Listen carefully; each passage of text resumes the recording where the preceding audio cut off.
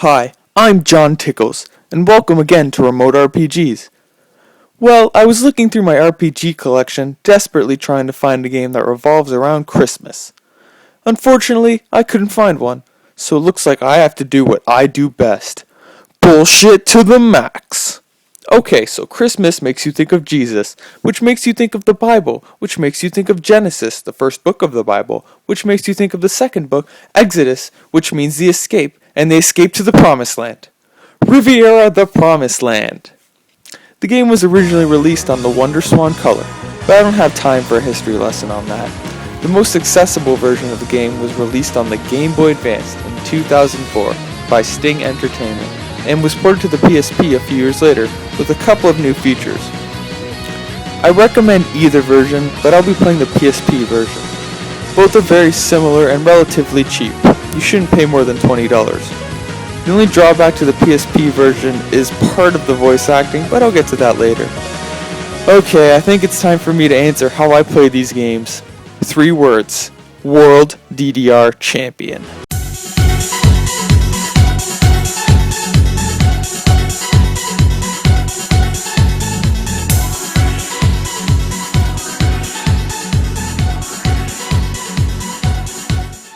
The premise of the game is that you play as a grim angel named Ein, who has to defeat his former organization to save the land of Riviera. You may have noticed that you're not able to move your character around like a conventional RPG, but instead, it's kind of a point-and-click style.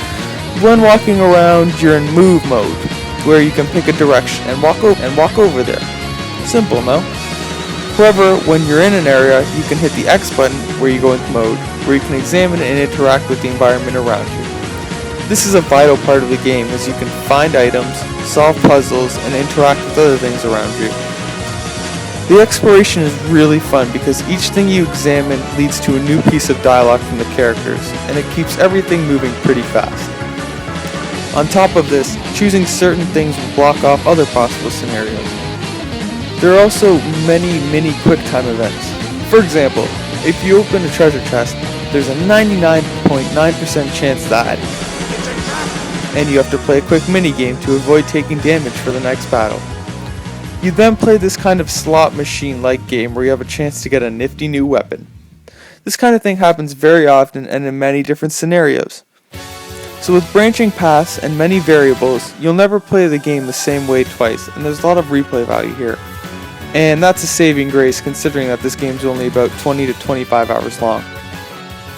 The only limit on exploration is that you have to waste TP points. TP points are the only way that you can explore, and without any, you can't explore anything. And the only way to get these points is by doing well in battles.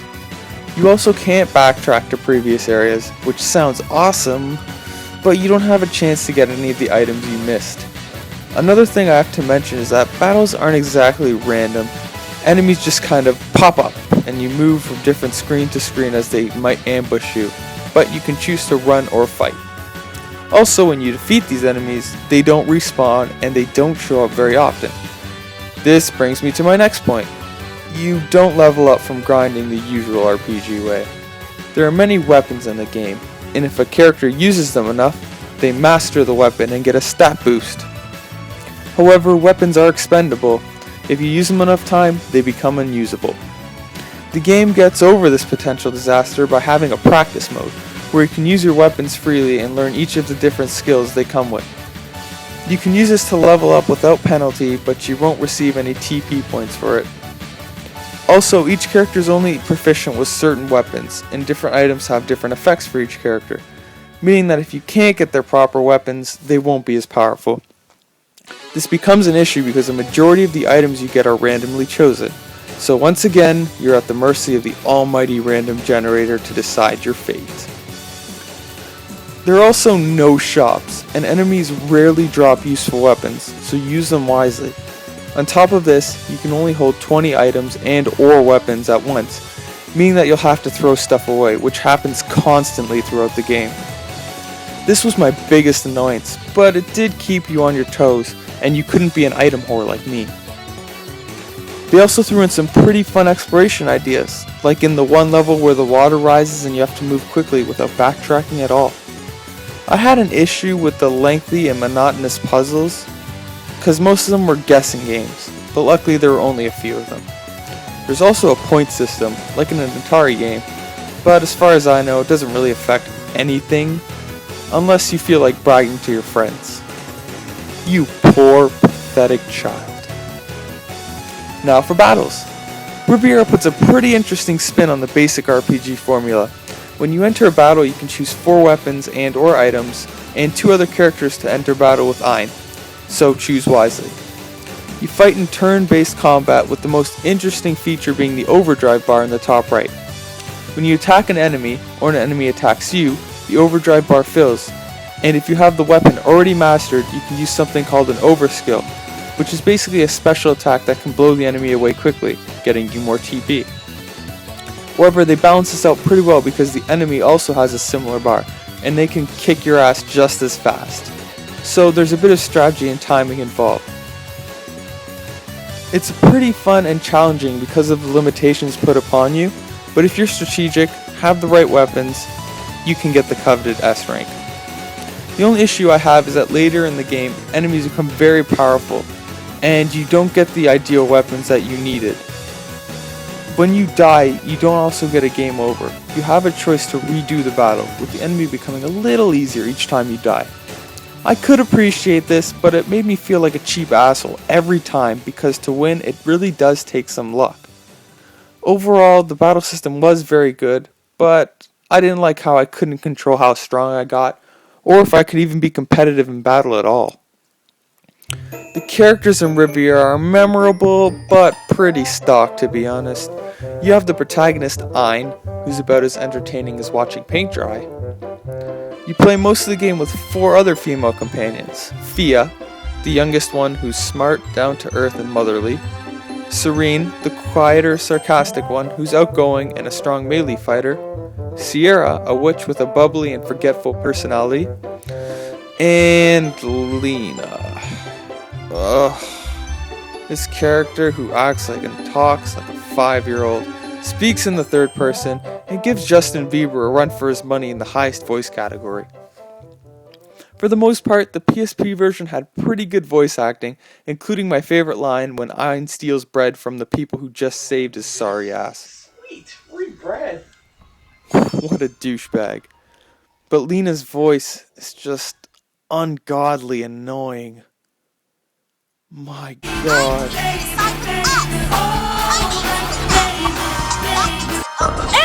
Have mercy. I believe it. These are all sparkly glowing. Now we're gonna have all the time to spend together. I love you, Annie. Yeah. Annie, yeah. That's gross. Hey, wanna hear the most annoying sound in the world? You're going no matter what. Oh, it looks delicious. Please. No, no more. Oh, save me. Oh. So, anyway, other than maybe Serene, the characters themselves aren't compelling because they aren't really given any kind of backstory, unless you count Lena, whose parents abandoned her at a helium factory when she was a baby. There's also barely any character development, if any, which is garbage, but luckily they're safe from perpetual blandness because of their interactions with each other. Yes, another pretty fun and innovative part of this game is that it's a dating simulation. Often in the game, you have choices where Ein has to favor one girl over another, and you can choose what he says or does. These entertaining sequences happen very often and are very fun to watch. By the end of the game, you'll have one girl that you get together with, while the rest probably go die alone in a house full of cats because you're such an asshole to them. These interactions between the characters are one of the highlights of the game. I mentioned that if you piss off all of the girls in the ending, you hook up with your cats. Did I mention this game was Japanese? However, this leads me to my biggest issue with the game. Okay, so out of these girls, you'll probably have your favorite 1 or 2, right? And since every girl is pretty much equal in terms of overall strength, you'll probably pick the one you like and treat the best in the dating choices to fight with you, right? Since it takes a long time to level up those characters, By the end of the game, you'll only end up using 3 characters that are reasonably strong. Remember, you have to use Ein, meaning that 2 girls are very strong and the other 2 are garbage. Unless you like wasting time training characters you'll never use. Once again, you poor pathetic child. Now, I'm about to give away a spoiler for the final battle, so skip a bit ahead if you don't want to hear this, but trust me, this will save your sanity if you play this game. In the final battle, the character that you like the most through the affection system is unusable. That's right. A character that you favor and you probably leveled up way higher than the other characters is not usable in the final battle of the game. The game forces you to use one of the 2 characters you haven't touched in 20 hours and expects you to beat the final boss with your hands basically tied behind your back. I chose to use Lena, hoping that she would drive the boss to suicide, but no such luck. Of course you don't have a chance of winning if you're in this situation, and the boss will kick your ass multiple times until the game handicaps you to the point where he's so weak that you could beat him with 1 character. And no, you can't level that weak character because you don't have either the weapons, the time, and you can't backtrack. Remember, you have limited items and item capacity, so you probably don't keep their weapons and they stay weak. I'm not usually an angry guy, but this garbage on top of the weapons being randomly picked, it can just get horribly unfair. The story in Riviera is, well, how can I put it? Fucking blows, it's a piece of shit, and I don't like it. Yeah, that works. I don't like bashing a game for its story, but this is an RPG, and it's not that old, so there's really no excuse. Let's walk through the first chapter. First of all, look at these characters and their personalities. The protagonist who starts off weak and inexperienced, and the rival who's usually a silent loner and a badass. Have you ever seen anything so original? Well, no, not other than Mega Man, Mega Man X, Mega Man Battle Network, Mega Man Star Force, Sonic Adventure Battle 2, Phoenix Wright, Kingdom Hearts, Final Fantasy 7, Final Fantasy 10, Live a Live, Naruto, and Bleach. Ugh, and you can tell exactly what the story is going to be like just from playing for 20 minutes. I wonder if this dark, ominous-looking guy named Hector that is insulting the protagonist wants to destroy an entire country is secretly evil? Is he a bad guy? No. Enlist the dog guy in red. A great contrast to my protagonist's blue clothing. Will I ever fight him? Then you go to the magical fantasy land where you get amnesia, aka RPG cliche number 1. And you go against a big organization, which usually does well for an RPG story, but you don't really get any tension out of it. You see a total of 3 members from your former organization, and your betrayal just isn't that significant, even to them. The bad guys don't really appear after the start, and they just disappear till the end of the game, meaning that they don't feel threatening enough. Even the reason for going to each dungeon itself is insignificant. I didn't care because I wanted to dungeon crawl, because that's the best part of this game. Between the 8 or so dungeons in the game, you explore a small town called Alendia that looks nice the first time, but you quickly find that it's incredibly boring and uneventful. There's basically nothing to do, it's just filler. Another gripe I had is the 4 female protagonists are ridiculously and shamelessly sexualized throughout the game. I know I'm a guy and I really shouldn't be complaining, but the way it's done just makes me feel dirty.